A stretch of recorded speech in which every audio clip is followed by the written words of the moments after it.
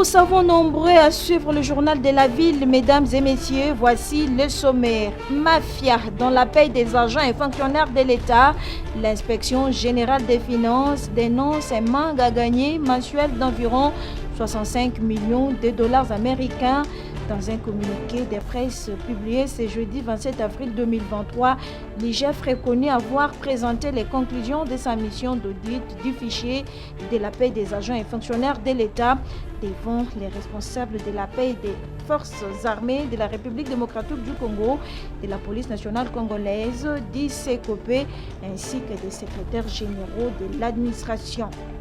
Le ministre de l'EPST a procédé ce jeudi 27 avril 2023 à la signature du calendrier de l'année scolaire 2023-2024 en présence de tous les partenaires de l'éducation en RDC, notamment les bons syndicats de l'EPST, la société civile, l'association des promoteurs des écoles privées, l'association nationale des parents d'élèves et d'étudiants.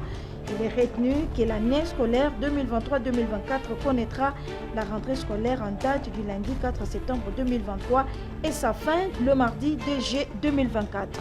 C'est tout pour le sommaire. Mesdames et messieurs, encore une fois, bienvenue dans ce journal.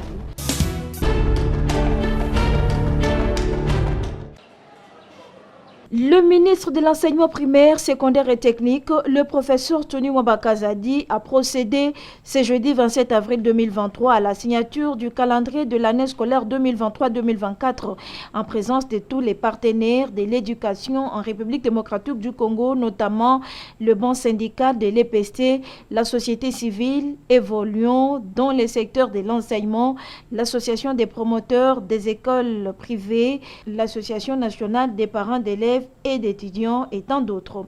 Avant d'apposer sa signature, le professeur Tony Mwabakazadi a posé la question à chaque partenaire si il a approuvé ses calendriers et à l'unanimité, tous ont été d'accord et par la suite, il a apposé sa signature.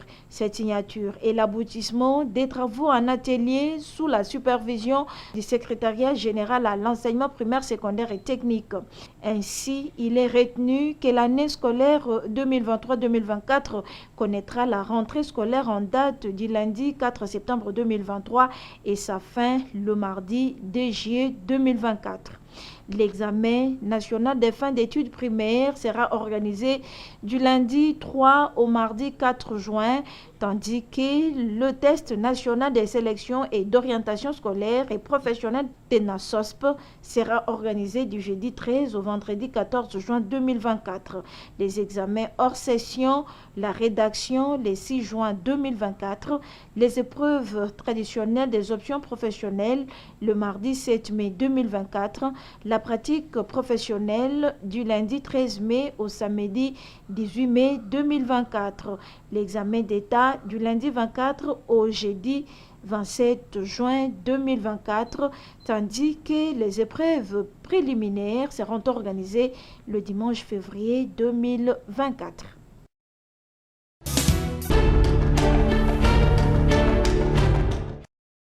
En toute transparence et inclusivité, dans le souci de faire participer toutes les parties prenantes concernées au processus électoral en cours, la Commission électorale nationale indépendante, CENI, vient de lancer du 25 avril au 4 mai 2023 des journées portes ouvertes au siège de cette institution. La première journée a été consacrée aux médias afin que les représentants de ces derniers puissent relayer et véhiculer la vraie information. Le train des élections 2023 déjà mis en marche, plus rien ne pourra l'arrêter, a déclaré au cours de cette manifestation le rapporteur de la CENI, appelant par ricochet les journalistes congolais au professionnalisme et au sens élevé de patriotisme, surtout en cette période. Pendant 8 jours, la CENI veut dire aux parties prenantes qu'elle n'a rien à cacher. La CENI respecte strictement et scrupuleusement son calendrier, rendu public le 26 novembre 2022. Le train du processus électoral est donc en marche. Personne, y compris même la CENI, ne peut l'arrêter. Et pour sa part, le deuxième vice-président de la centrale électorale qui a abordé dans le même sens, rassurant sur la tenue effective des scrutins en 2023, s'est félicité du travail abattu, notamment lors de l'opération d'identification et d'enrôlement des électeurs avec le nombre d'électeurs atteint. La CENI s'attelle à organiser les élections générales, ces élections qui doivent être transparentes, apaisées, démocratiques, inclusives et crédibles. La CENI a ouvert ses portes et veut qu'aujourd'hui, que la presse soit au courant de ce qui se passe réellement, surtout en matière d'enrôlement des électeurs. Nous attendions plus ou moins 49 millions d'enrôlés. Au jour d'aujourd'hui, on a dépassé les 95% avec une moyenne de 51% pour les femmes et 49% des hommes. Juste après ces échanges avec la presse, l'assistance a été conviée à s'enquérir, à palper du doigt et à vivre des visu le travail réalisé par les experts de la CENI du nettoyage du fichier électoral à l'adjudication en élaguant les doublons, les mineurs, les photos invalides et autres enregistrements multiples.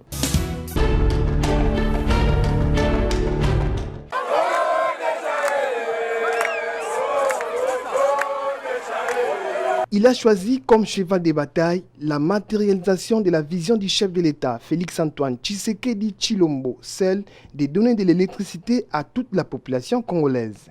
Le professeur Dr ingénieur Luamba Mouba Tedi, directeur général adjoint de la Société nationale de l'électricité SNEL SA, parce que c'est de lui qu'il s'agit, vient de lancer ce mardi 25 avril 2023 une dynamique de récupération des poches noires dans la ville-province de Kinshasa. Cette opération a pour but de remplacer de nouveaux transformateurs neufs dans les cabines de plusieurs quartiers de la ville de Kinshasa. Pour cette journée, le numéro 2 de la SNEL SA et son équipe ont fait une descente dans les communes qui ont passé plusieurs mois dans les noirs, à savoir la commune de Kinshasa, sur avenue Dima, et au quartier le Nord, dans la commune de Kalamu, où la population était en liesse totale en voyant les véhicules de la SNEL, comme nous le montrent ces images.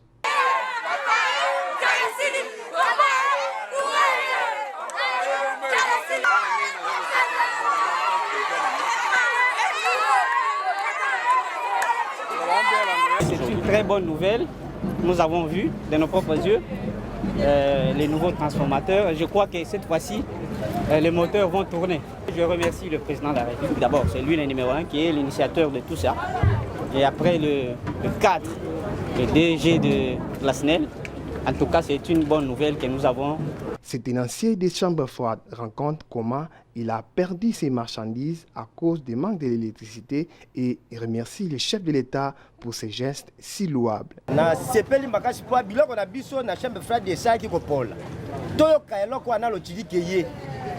Transfo o doka pa 2 mois yango papa yende na mbisa kokuna na bongisa biloko ba biloko ndandelo kwa ngeye donc nde na bona na sengo moko makasi pa biloko ko ba bodo maku mais sikonde boro ne ye na moni pesa ya sika papa de mokonja mboka au mela fachi beton na pesi lokumo makasi na mokonji na biso po eloko oyo pende na sika ya sika. L'homme de terrain, le directeur général adjoint de la SNEL, l'ingénieur Luamba Mouba Tedi, rassure ses abonnés de la poursuite de cette opération chaque semaine afin d'éclairer toute la ville de Kinshasa comme le veut le président de la République. Nous nous sommes lancés depuis un moment dans une dynamique de récupération de poches noires dans la ville de Kinshasa et nous nous sommes fixés un target avec la direction provinciale de récupérer au moins 2. Je pense que c'est l'essentiel de notre corps de métier et nous sommes en train d'accompagner la vision du chef de l'État, Félix-Antoine Tshisekedi Tshilombo, qui veut que la population puisse avoir un taux de desserte assez avancé et que le secteur de l'électricité accompagne aussi l'économie. Le centre que vous voyez ici est un centre commercial important et nous nous sommes dit que nous allons commencer par celui-ci comme étant le go de cette politique et chaque semaine vous en verrez au moins 2 centres comme ça, des poches noires qui existaient que nous allons récupérer. Signalons que cette opération va s'étendre dans toutes les provinces de la RDC.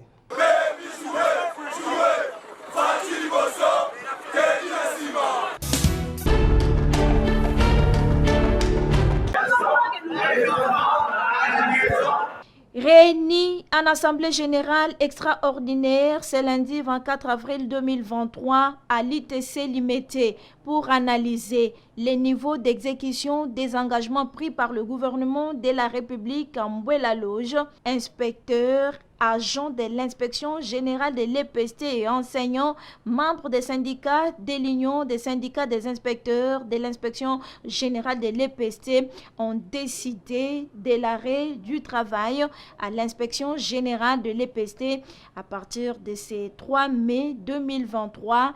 Leur déclaration est tenue ici par Henri Christin Longenja, secrétaire général du SINECO.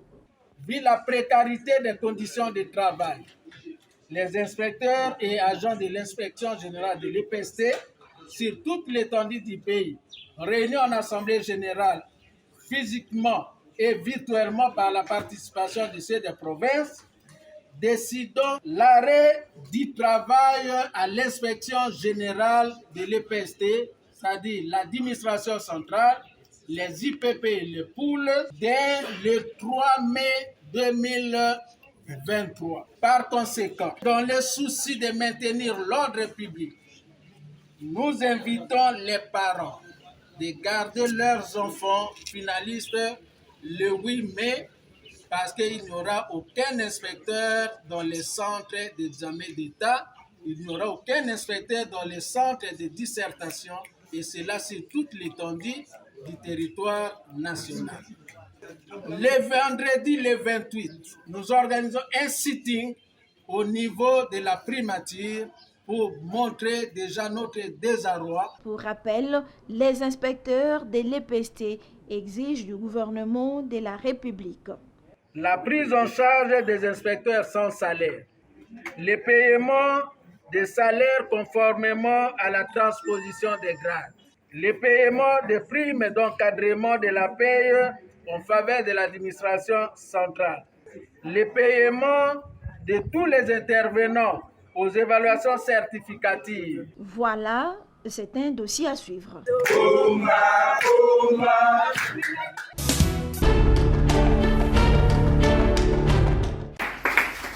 Le 23 avril de chaque année, l'humanité tout entière célèbre la Journée mondiale du livre et du droit d'auteur. Ne pouvons laisser passer inaperçue cette occasion, à Kinshasa, le réseau national des professeurs et enseignants de français RENAPEF a organisé avec faste cette commémoration en présence d'élèves, des parents d'élèves, d'enseignants et des responsables de quelques établissements scolaires afin de les sensibiliser davantage sur le goût et la culture de la lecture. Selon moi, elle était magnifique, ça s'est bien passé. Il y a eu des poèmes déclamés et tout s'est très bien passé. Selon moi, je crois. J'aurais retenu que le livre, il peut être notre ami et nous pouvons parfois se confier au livre, commencer à lire nos livres. Aujourd'hui, on nous a appris spécialement sur les livres. J'ai retenu que même en vieillissant, je vais toujours garder mon livre près de moi parce qu'il peut m'apprendre des bonnes choses, etc.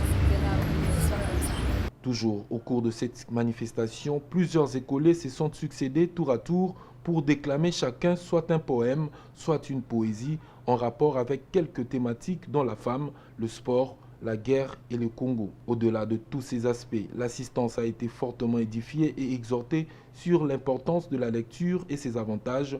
Les autorités également, quant à elles, interpellées pour faciliter l'accessibilité aux livres. Quand les gens disent que les Congolais ne lisent pas, ça c'est faux et archi faux. Comment on peut enrichir votre bagage intellectuel? C'est en lisant.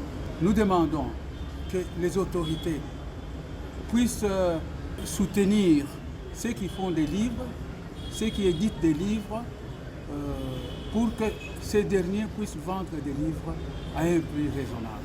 Pour rappel, commémorer cette année sous le thème « Langue autochtone » vient souligner la nécessité de préserver la diversité linguistique. La Journée mondiale du livre et du droit d'auteur tire son origine du 24 avril 1616, une date marquant la disparition d'éminents écrivains tels que Shakespeare. C'est dans le souci de rendre un hommage mondial à ces derniers, mais aussi aux livres et à ses auteurs, que la conférence générale de l'UNESCO a décrété et choisi cette date à la fois symbolique et historique pour la littérature universelle.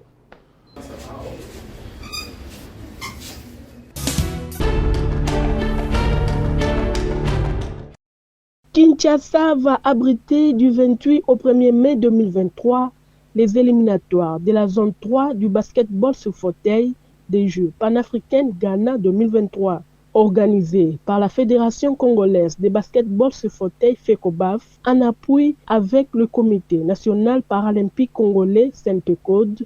Au total, 3 pays prendront part à ces tournois, à savoir le Cameroun, la RDC et la République centrafricaine. Betty Manguindula Mabenza est présidente du CNPCOD. C'est un tournoi qualificatif en rapport avec les premiers Jeux africains qui auront lieu en septembre à Accra. Donc au niveau de l'Afrique centrale, ce tournoi aura lieu ici au Congo et nous allons recevoir 3 équipes. Donc il y aura l'équipe de la Centrafrique, l'équipe camerounaise et l'équipe de la RDC. Les deux premières équipes qui vont gagner vont prendre part à ces Jeux de l'Afrique, à ces premiers Jeux africains. Et puis pour les premiers Jeux africains, ça aura lieu à Accra en septembre. Donc les dates fixes, on ne les a pas encore.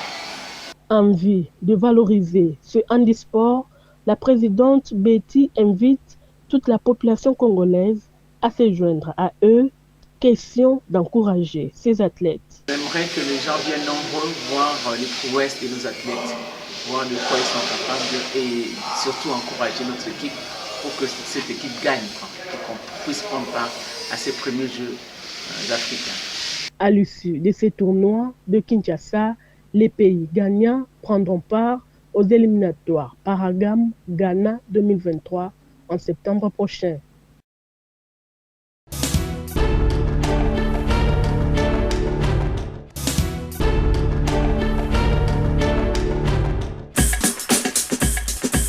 Nous sommes arrivés à la fin de ce journal de la ville, mesdames et messieurs.